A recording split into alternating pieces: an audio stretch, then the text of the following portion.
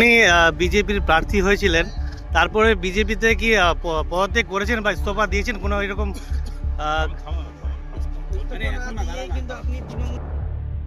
আসন্ন বিধানসভা নির্বাচনের আগে মালদা জেলার রাজনীতিতে মতিবুর রহমানকে ঘিরে বিতর্কের দানা বাঁধছে। কখনো বিজেপি, কখনো তৃণমূল, আবার কখনো কংগ্রেস।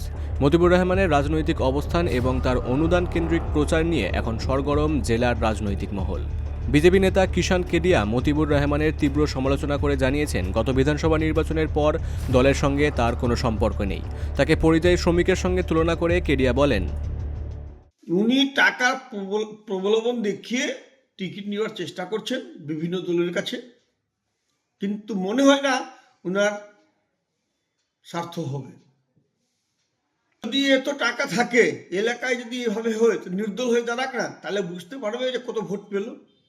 কেন কোনো দলের কাছে টাকা দিয়ে টিকিট কেনার জন্য চেষ্টা করছে? নির্দল হয়ে দাঁড়াক না, তাহলে মানুষ বুঝতে পারবে উনি কত সোশ্যাল ওয়ার্কার কাজ করছেন, কত জনসাধারণের কাজ করছেন।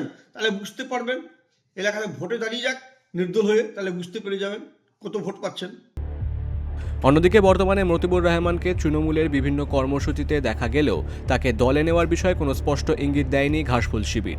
তৃণমূল কর্মী সালাউদ্দিন রেজা স্পষ্ট জানান, রাজ্য জুড়ে 294টি আসনেই একমাত্র মুখ মমতা বন্দ্যোপাধ্যায়। 2021 সালে মতিবুর রহমান বিজেপি থেকে টিকিট নিয়েছিল। এখন মানুষ, হরিশ্চন্দ্রপুর বিধানসভার মানুষ ভাবনা চিন্তা করবে। একজন দল বদলু, তখন ছিল 2021 সালে বিজেপিতে, এখন আবার 26-এ বলছে আমি টিকিট নিব তৃণমূল থেকে, কখনো বলছে কংগ্রেস থেকে। এরকম টিকিট পাওয়া যায় না। সব দলেরই একটা সাংগঠনিক আছে, সেই দল উপর নেতৃত্ব আছে, ভাবনা চিন্তা করবে টিকিট কে পাবে।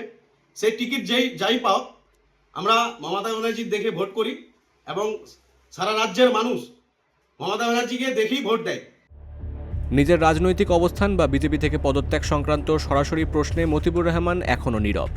বারবার সাংবাদিকদের প্রশ্ন এড়িয়ে গিয়ে তিনি শুধু এইটুকুই বলেছেন, একটু থামুন, সময় হলে সব বলবো। তবে তার অনুগামীরা দাবি করেছেন, সময় এলেই তিনি বড় কোনো সিদ্ধান্ত ঘোষণা করবেন।